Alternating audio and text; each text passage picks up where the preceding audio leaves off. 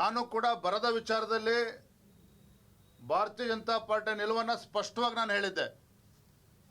ರೈತರು ಸಂಕಷ್ಟದಲ್ಲಿದ್ದಾರೆ, ಕಬ್ಬು ಬೆಳೆಗಾರರು ಸಂಕಷ್ಟದಲ್ಲಿದ್ದಾರೆ, ದ್ರಾಕ್ಷಿ ಬೆಳೆಗಾರರು ಕೂಡ ಸಂಕಷ್ಟದಲ್ಲಿದ್ದಾರೆ, ತೊಗರಿ ಉದ್ದು ಬೆಳೀತಕ್ಕಂಥ ರೈತರು ಎಲ್ಲ ವರ್ಗದ ರೈತರು ಕೂಡ ಸಂಕಷ್ಟದಲ್ಲಿದ್ದಾರೆ.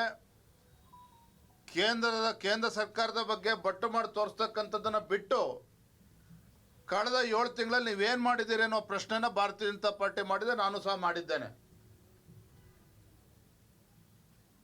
ತಮ್ಮ ಮೂಲಕ ರಾಜ್ಯದ ಜನತೆಗೆ ಒಂದು ವಿಚಾರವನ್ನು ನೆನಪು ಮಾಡಿಕೊಡೋದಕ್ಕೆ ಇಚ್ಛಪಡ್ತೇನೆ.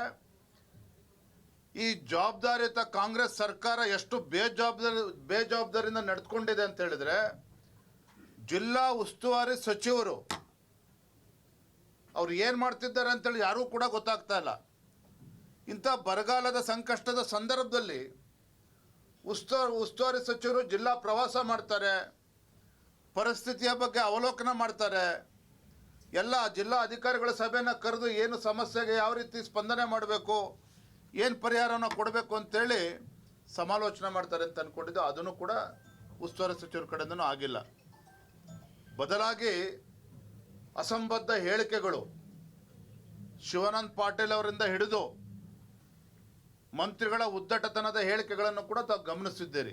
ಅಂದರೆ ಒಟ್ಟಾರೆಯಾಗಿ ಹೇಳೋದಾದರೆ, ಈ ಹೊಸ ಸರ್ಕಾರ ಬಂದು ಏನು 7 ತಿಂಗಳಾಗಿದೆ, ಇದು ರೈತ ವಿರೋಧಿ ಸರ್ಕಾರ, ಬಡವರ ವಿರೋಧಿ ಸರ್ಕಾರ, ಕಿಂಚಿತ್ತು ಅಭಿವೃದ್ಧಿ ಬಗ್ಗೆ ಕಾಳಜಿ ಇಲ್ಲದೆ ಇರತಕ್ಕಂಥ ಸರ್ಕಾರ.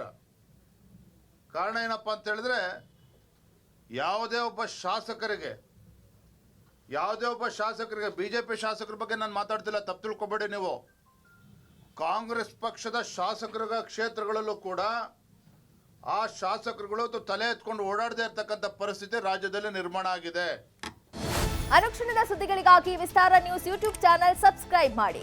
ಹೊಸ ಸುದ್ದಿಗಳ ನೋಟಿಫಿಕೇಶನ್ಗಾಗಿ ಬೆಲ್ ಐಕಾನ್ ಕ್ಲಿಕ್ ಮಾಡಿ. ಲೇಟೆಸ್ಟ್ ಅಪ್ಡೇಟ್ಸ್ಗಾಗಿ www.vistaranews.com ವೆಬ್ಸೈಟ್ಗೆ ವಿಸಿಟ್ ಮಾಡಿ. ಅಂಗೈಯಲ್ಲೇ ಜಗತ್ತಿನ ಸುದ್ದಿ ತಿಳಿಯಲು ವಿಸ್ತಾರ ನ್ಯೂಸ್ ಕನ್ನಡ ಆಪ್ ಡೌನ್ಲೋಡ್ ಮಾಡಿ.